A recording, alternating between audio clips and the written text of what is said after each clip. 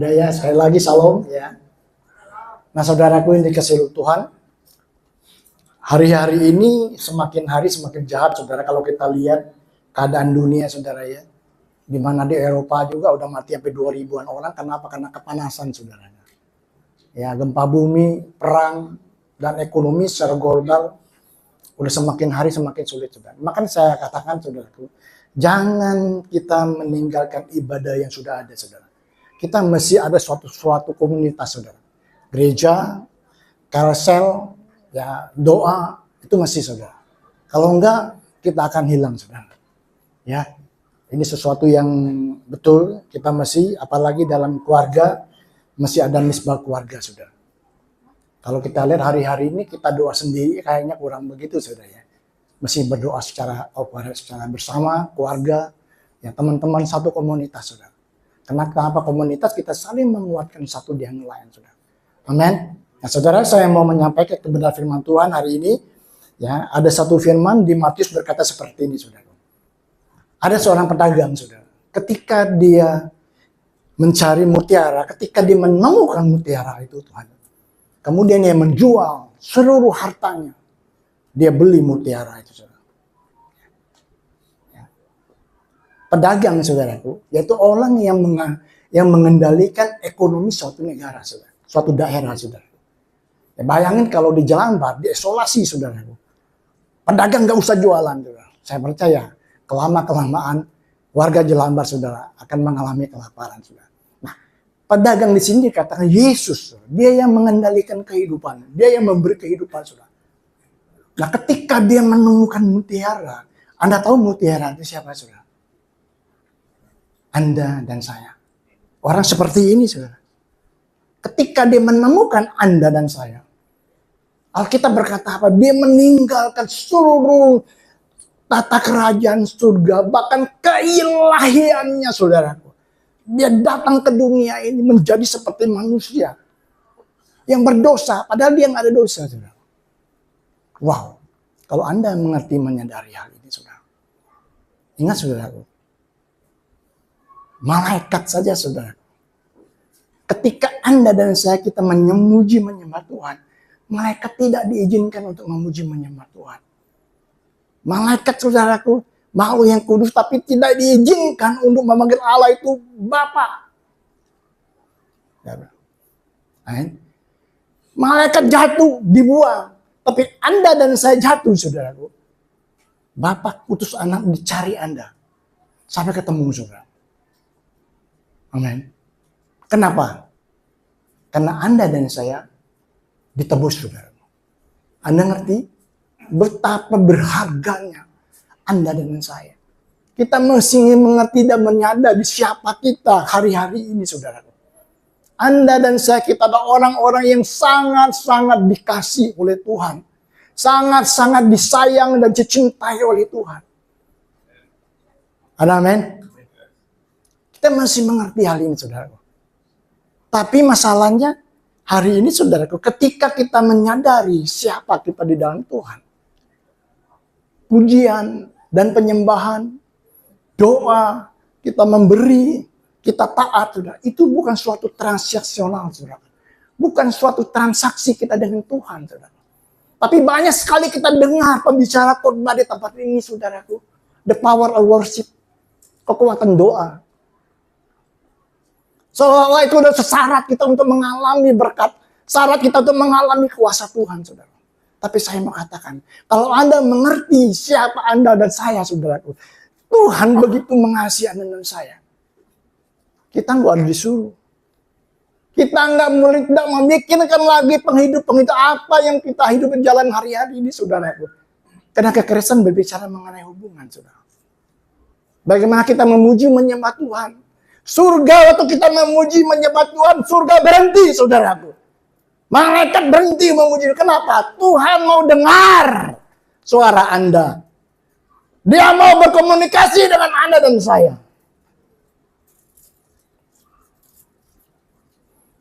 Ada amin? Karena doa kita saudara itu hubungan pribadi dengan dia. Bukan syarat kita untuk diberkati saudaraku. Kenapa? Karena segalanya sudah Anda miliki di dalam dia. Tapi hari ini kita lihat masih ada orang saudara gereja yang berkata seperti ini. Dia menyuruh Tuhan untuk melakukan sesuatu buat dia, padahal sudah dikerjakan, saudaraku. Dia meminta Tuhan untuk memberi kepada dia, padahal sudah diberi. Benar nggak, saudara?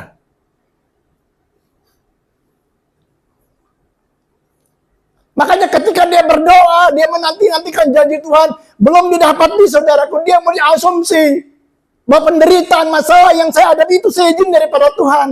Kenapa? Karena Tuhan supaya saya dekat dengan dia. Itu salah, saudara. Tuhan tidak pernah merancang yang jahat atas kehidupan anak-anak Anda dan saya, saudara. Rancangan dia, rancangan yang mendatangkan damai sejahtera, rancangan yang baik dan penuh pengharapan, itu rancangan Tuhan. Dan Tuhan tidak pernah merancangkan yang jahat kepada Anda dan saya.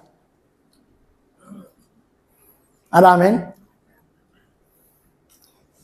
Kalau Anda dan saya kita baca di kitab Efesus, saudaraku, 2:1 berkata seperti ini. Anda dan saya kita sudah dihidupkan, telah dibangkitkan, dijadikan hidup atas segala pelanggaran dan dosa-dosa kita, saudaraku. Ayat ini tidak berkata ketika kita percaya, ketika kita mencari, kita meminta, baru kita dibangkitkan jadi tidak, saudaraku.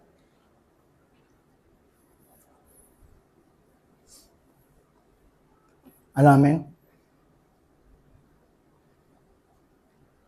Efesus 1, kalau Anda baca Efesus, itu semuanya telah Allah kerjakan, selesaikan di salib, saudara. Anda sudah segala berkat rohani di dalam surga, itu telah diberikan kepada Anda. Dan saya dengan kata lain, segala apapun yang kita butuhkan dalam kehidupan kita, itu Allah sudah sediakan, saudaraku. Bahkan Alkitab katakan juga, saudara, sebelum dunia ada, Anda itu dipilih Tuhan, dijadikan kudus dan tak bercacat di hadapan Dia. Betul? Anda bukan kudus tak bercacat baru dipilih. Enggak, saudaraku. Anda dipilih dulu, kemudian kudus dan tidak bercacat di hadapan Dia.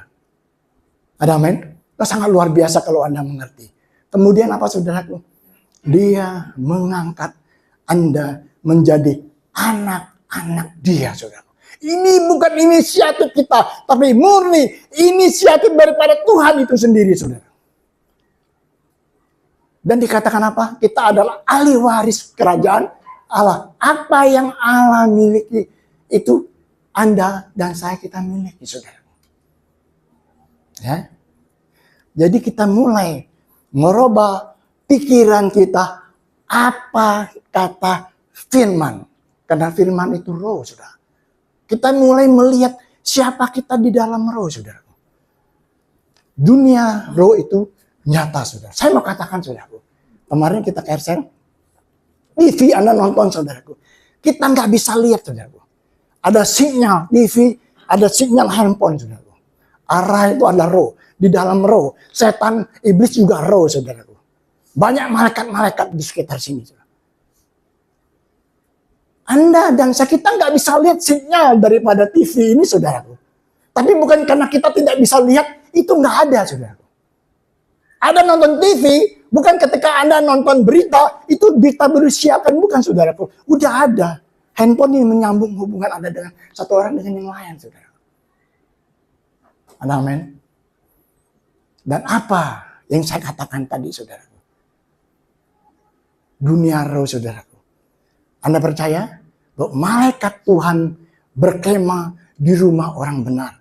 Anda percaya bahwa di rumah Anda itu ada malaikat yang berkemah? Saat ini juga saya lagi berbicara, ada 2 malaikat ikut saya, kebajikan dan kemurahan. Anda percaya? Kita nggak bisa lihat, saudara.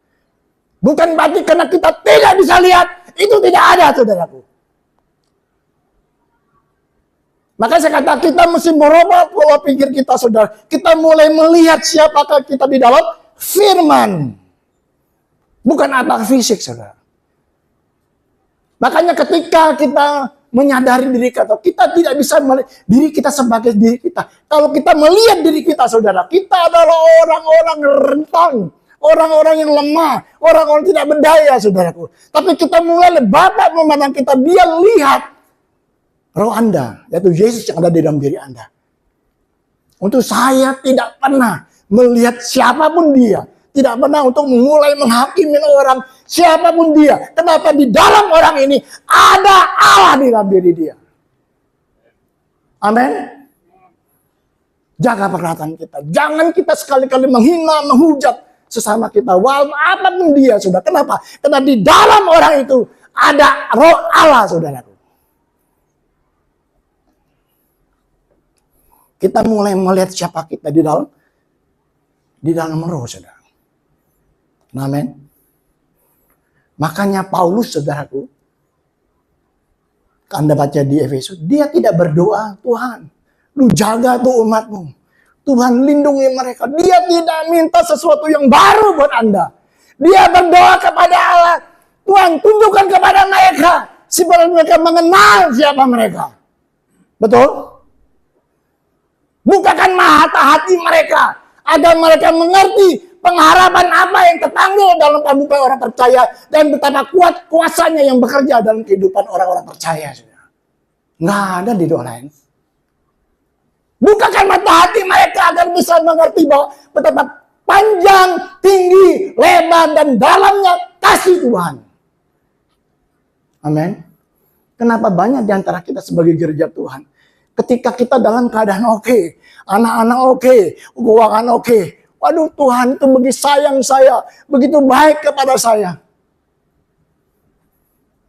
Sehingga kalau orang datang diskusi kepada Anda, kamu ini pasti nggak berdoa, kamu pasti nggak bayar perpuluhan. Kita sering menghakimi orang.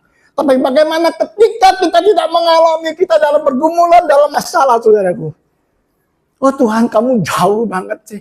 Kenapa nggak tolong saya segala macam, saudara? Ada amin? Makanya Paulus berdoa, Tuhan, bukakan mata hati anak-anakku, agar mereka bisa melihat siapa mereka di dalam aku. Apa yang mereka miliki di dalam aku. Dan apa rencana Allah itu dalam kehidupan anak-anakku. Ada amin? Anda tahu bahwa Anda dan saya adalah orang-orang yang berpengaruh, saudara. Betul? Ayat kita berkata bahwa kita itu di atas bukan di bawah, kita naik bukan turun, saudara. Yesus sudah nggak ada lagi di muka bumi ini. Tapi Anda dan saya, kitalah mewakili Yesus untuk menyatakan kerajaan Allah di muka bumi lewat Anda dan saya, saudara. Amin. Allah selalu melakukan sesuatu berdasarkan kuasanya yang ada di dalam kita. Efesus 3:20, saudara. Untuk itu kita masih percaya, saudara.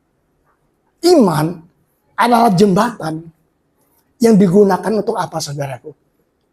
Untuk penyediaan Allah yang ada di dalam roh. Kita masuk, kita mengambil dan menerima sehingga termanifestasi dalam fisik kita, saudara. Kita mesti menyediakan iman ini, saudara. Allah itu roh, maka dia bergerak di dalam roh.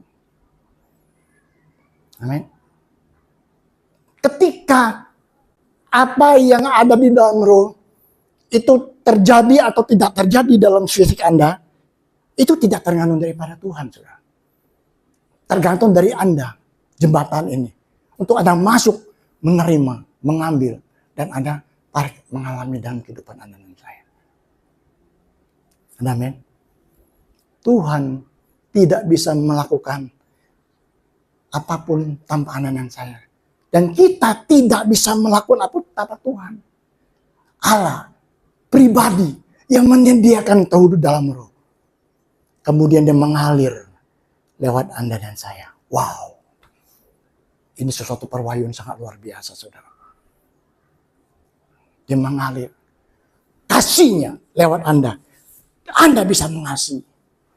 Dialirin kebaikannya. Anda bisa berbuat baik, saudara. Dialirin kuasanya. Anda bisa menyembuhkan orang sakit, saudara. Sekarang timbul pertanyaan. Iman timbul dari pendengaran, yaitu pendengaran dari firman Tuhan. Anda mau tahu siapa Anda di dalam roh, enggak ada di kamus Kopingho, enggak ada dimanapun. Ada dalam firman Tuhan. Amin. Firman Tuhan ini sangat penting sekali. Kenapa? Petrus berkata seperti ini. Aku melihat dan mengalami dia berjalan bersama dengan Tuhan Yesus. Di mana orang buta melihat, orang tuli mendengar, orang mati dibangkitkan. Saudara. Dia melihat suara berkata, inilah anak yang kukasih kepada dia. Orang berkata, didengar suara Bapa. Tapi dia bilang seperti, ada lagi yang lebih penting. Yaitu perkataan nabi-nabi. Ajarkan kepada anak-anak Anda, keturunan Anda. Itu adalah firman Allah yang gak pernah berubah, saudara. Paulus berkata, itulah yang aku beritakan, saudara. Amin. Untuk itu, saudaraku, kita mulai belajar mengerti, memahami firman. Ketidaktahuan kita akan kebenaran firman Tuhan. Inilah senjata yang dipakai oleh iblis untuk memperbudak kita, saudara. Kebenaran, ketika kita mengenal kebenaran itu akan memerdekakan kita. Betapa bodohnya kita, saudaraku. Kita tidak bisa menahan emosi kita. Kita tidak bisa menahan marah kita. Alkitab berkata orang yang marah itu orang yang bodoh. Kenapa kita tidak ikutin Amsal? Kita mengubah kemarahan kita, saudaraku. Kenapa? Karena kita nggak tahu kebenaran. Alkitab berkata musuh kita itu roh jahat di udara, pemerintah-pemerintahan, kuasa-kuasa kegelapan, saudaraku. Amin. Nah, ketika Anda dan saya di dalam keluarga, kemarin kita di saya berbicara ini, saudara, saya berbicara ini.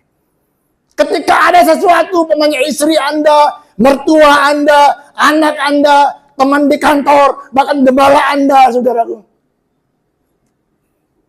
Kita nggak bisa mengontrol orang untuk melakukan sesuatu kepada kita, saudaraku. Bahkan teman tidur kita. Amin. Bagaimana kita tadinya keadaan baik-baik, tiba-tiba bisa berubah, saudara, keadaan.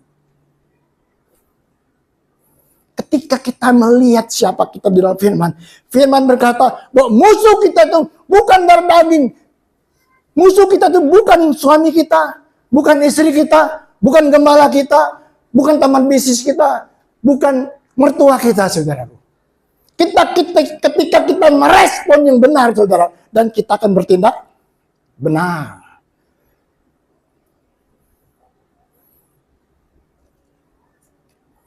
Ketika suami istri saya tahu bahwa maksud dia itu bukan seperti itu. Jadi kita ketika merespon benar, kita akan bertindak benar, saudara. Allah mencukupi segala apapun yang kita perlu dan kita butuhkan menurut kekayaan dan kemudian itu Yesus Tuhan. Kita nggak lihat, saudara, dolar mungkin 25.000 kata ekonom, saudaraku. Mungkin cabai rawit sekitar 200.000. Listrik mahal, segala sesuatu. Secara fisik kita nggak bisa kontrol. Tapi ketika kita lihat dari firman Tuhan, Allah mencukupi segalanya menurut kekayaan di dalam kemuliaan Yesus Tuhan. Amin. Wah. Ini sesuatu sangat luar biasa, saudara. Nah, ini firman yang saya sampaikan hari ini. Baik.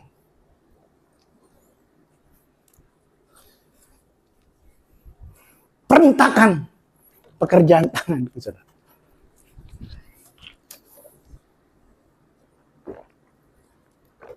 Ayatnya Yesaya 45 ayat 11.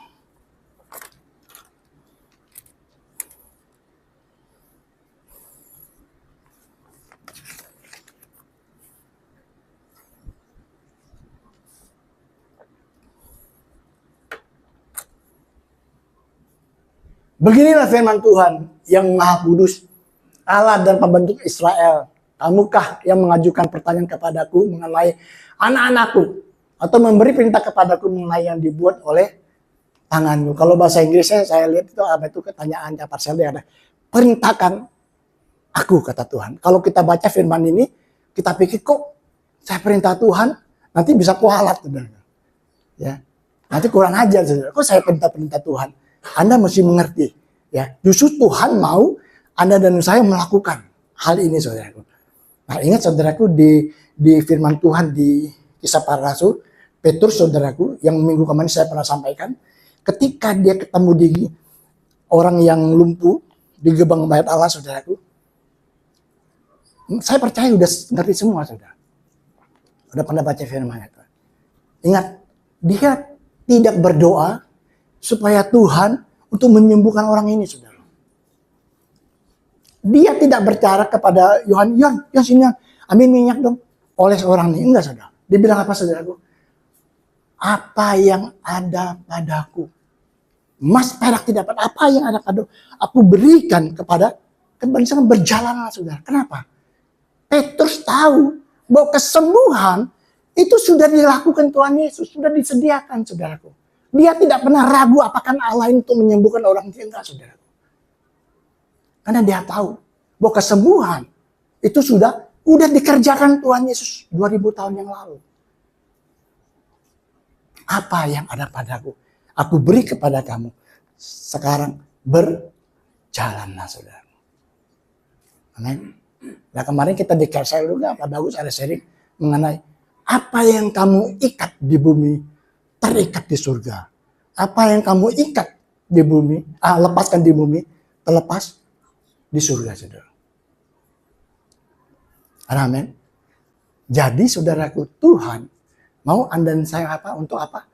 Memerintahkan apa yang Dia sudah kerjakan dalam kehidupan Anda dan saya. Nah, saya ambil contoh seperti ini untuk mempersingkat waktu, saudara. PLN, saudaraku. Saya diberkati dengan kesaksian ini, saudara. Perusahaan listrik negara, saudara. Umpamanya seperti ini.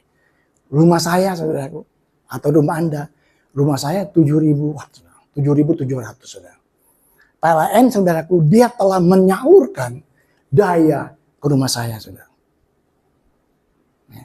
Dan tugas saya apa? Kalau kamar saya gelap, ruangan tamu, umpama ada kersel, saya mau menyalakan, saya tinggal pencet. Cek. Kenapa? Karena rumah Anda dan saya itu disalurkan, dayanya sudah ada, dan Anda itu diperintahkan untuk apa? Untuk stop kontak, saudara. Amin. Coba bayangin, ketika Anda mau menyalakan lampu di rumah Anda, di kamar atau di rumah tamu, kamu telepon Pak, saya mau nyalain dulu rumah saya lampu. Saya percaya nggak ada perjanjian bahwa Anda mau nyalain lampu, saudaraku. Panggil dia, telepon dia, datang untuk nyalain lampu, saudara. Ketika kita lakukan, apakah kita lebih besar dari PLN? Tidak, saudara. Kenapa? Karena dia justru mau Anda untuk perintahkan resek itu menyala. Karena sesuai daripada kontraknya, saudara. Betul nggak, saudara? Begitu juga PLN, Bapak dan Tuhan Yesus, saudara. Itu telah dikerjakan dengan kematian dia, penguburan dan kebangkitannya di kayu salib, saudara. Dia telah menyediakan segala sesuatu, bahkan kuasanya kepada roh Anda yang telah lahir baru, saudara. Jadi tugas Anda dan saya apa, saudara? Kita tekan kontrak. Kita mulai perintahkan apa yang telah Allah sediakan buat Anda dan saya. Sakit penyakit, kelemahan tubuh, go. Amin. Apakah kita kurang ajar? Apakah enggak? Justru Tuhan, Dia mau Anda untuk bergerak, untuk melakukan apa yang diperintahkan atas pekerjaan tangan Dia, saudara. Mulai sekarang, kalau ada iblis di rumah Anda atau apapun, jangan, maaf, bukan saya katakan, enggak, saudaraku. Ngerti kenal firman Tuhan? Nggak usah. Oh, dia itu punya karunia kesembuhan. Oh, dia itu punya karunia usir setan. No. Anda mesti berdiri. Saya pernah, saudaraku, ada satu teman Dia punya pabrik di Cikupa, sepatu saudaraku. Dia punya karyawannya kesurupan semua. Banyak kesurupan saudara. Dipanggil lah mereka untuk sembahyang dari Muslim. Nggak mempan, dipanggil ya. Orang dari Buddha, semua dipanggil saudaraku. Tapi ini orang Katolik saudaraku. Dia punya Allah yang sama dengan kita. Ketika saya ketemu dengan dia, kita naik puja penyembahan. Tiba-tiba saya punya hikmat saudaraku. Orang lain tidak punya kuasa otoritas atas tempat ini. Dia yang punya. Amin. Karena kita, saudara, kita dibelenggu. Kita tidak tahu, saudaraku. Dulu kalau saya doain orang, waduh, enggak. Sekarang saya ingatkan dia. Hai, kamu punya roh yang luar biasa. Bangkit. Amin. Saya katakan, Bapak itu mesti mengurap rumah ini. Ayo bersama dengan kita. Kita tuntun dia. Urap segala macam. Dia yang punya kuasa. Ketika saya sampaikan firman, saya bangkitkan mengenai siapa dia. Ketika dia bangkit, mendekat kepada lawan iblis, dia akan lari kepadamu, saudara. Tanggung jawab kita, lawan iblis, saudara. Karena dia pribadi yang sudah dikalahkan. Tapi sering kali kita mengagung-agungkan iblis. Sering kali kita mengagungkan kuasa-kuasa kegelapan, saudara. Amin. Ketika kita berdiri di atas kebenaran Tuhan. Kalau Allah di pihak Anda, siapa lawan Anda, saudara?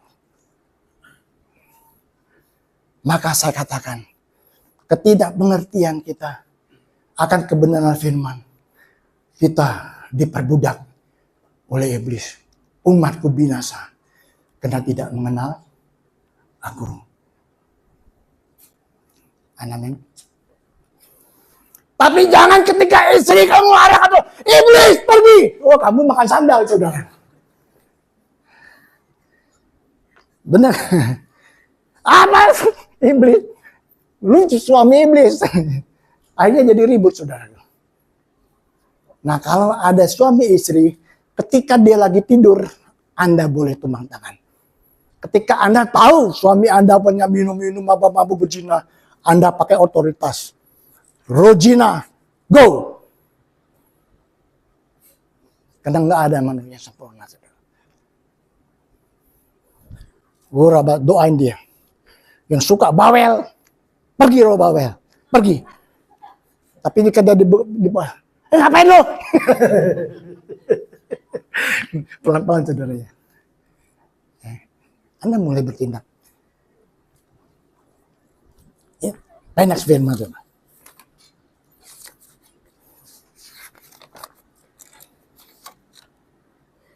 Orang masing-masing dalam penyampaian firman Tuhan.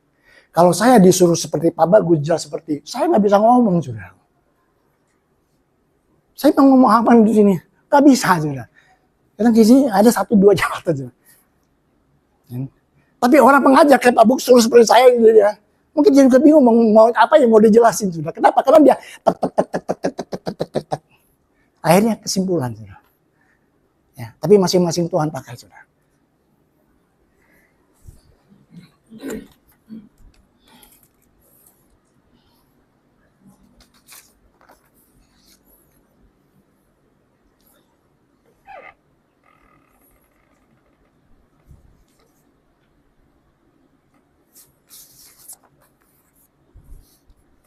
Allah adalah sumbernya, saudara. Bukan Anda. Itu adalah kuasanya, saudara. Bukan kuasa Anda, saudara. Wow. Tetapi ia menaruh kuasa itu di dalam roh Anda yang telah lahir baru. Anda tidak menghasilkan kuasa tersebut. Tetapi itu telah dilimpahkan pada perintah Anda. Allah telah menyediakan segala yang Anda butuhkan oleh kasih karunia-Nya.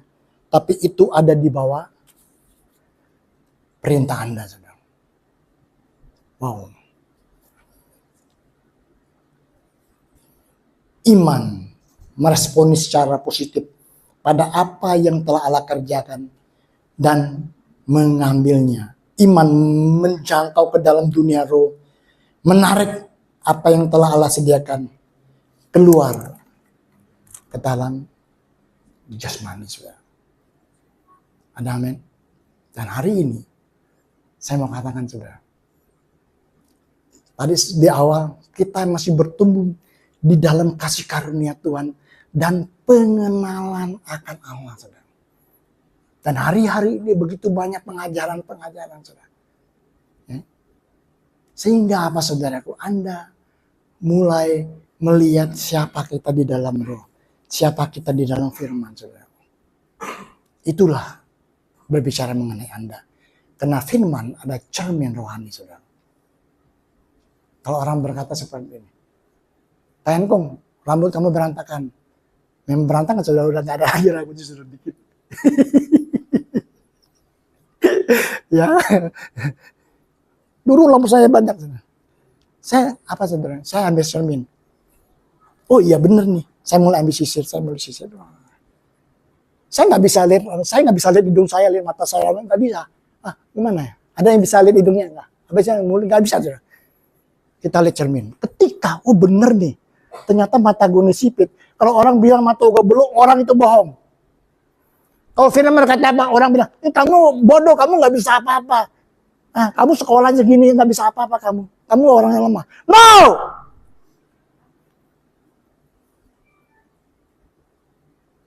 Oh kamu buyung. Alkitab katakan saya orang berharga. Yesus mau mati buat saya. Ada amin? Ketika kita baca firman, kita mesti mempercayainya. Itulah berbicara mengenai Anda dan saya ada di firman Tuhan. Ada amin? Seringkali kita, saudaraku, kita selalu membawa kisah-kisah Tuhan kepada Tuhan. Tuhan, saya begini, saya begitu, saudaraku. Saya dulu lakukan seperti itu, saudara. Tapi ternyata hari ini saya mengerti bahwa Bapak mau menceritakan kehidupan anaknya yang tinggal dalam saya ini, saudaraku. Wow. Sehingga apa, saudaraku? Ketika kita menceritakan, kita selalu, kenapa Tuhan? Kok begini? Kok begitu? Ya enggak ada yang memuaskan kita, saudara. Tapi ketika kita mengenal Yesus yang Bapak ceritakan dari firman-Nya ada di dalam kita, saudaraku. Wow. Sangat-sangat luar biasa. Amin. Anda coba susun bantal tinggi-tinggi. Bantal. Saya lupa, ini diingatkan Tuhan, saudara. Di Korintus berkata seperti ini. Jangan bermegah atas sesuatu. Karena segala sesuatu adalah milikmu. Wow. Saya mulai renungkan ini. Wah. Kematian, kehidupan, hari ini, masa depan. Itu Anda yang memiliki, kita miliki segalanya.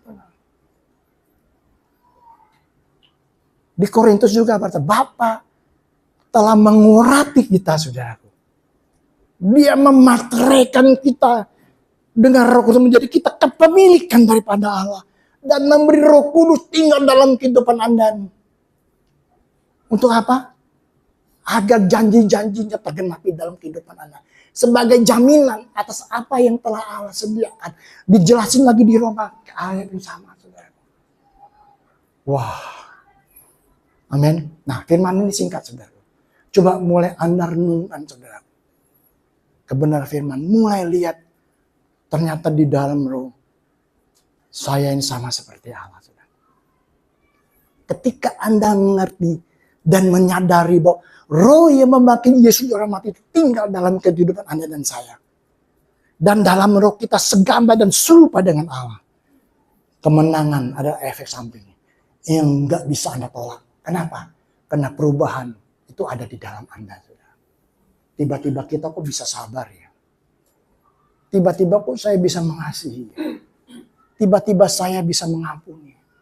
Anda enggak usah ikut seminar. Kok saya mengerti ya, saya punya tujuan Tuhan dalam kehidupan saya. Untuk menjadi berkat. Untuk mengasihi. Amin, saudara. Bukan ada malam penggolapan Anda datang ujuk-ujuk. Dari luar masuk. Enggak. Ketika Anda mengerti, menyadar siapa Anda, saudara, ini ada bekerja. Dia selalu bekerja dengan kuasa yang ada di dalam Anda. Ini akan keluar. Ketika Anda mengerti siapa Anda di dalam Dia. Di dalam dia bukan berarti mengenai apa yang kita lakukan. Apa yang Yesus lakukan, saudaraku. Amin. Banyak kita hari-hari ini gereja nggak mengerti dan menyadari. Kita sebagai orang percaya ikut-ikutan, saudaraku. Ya, gereja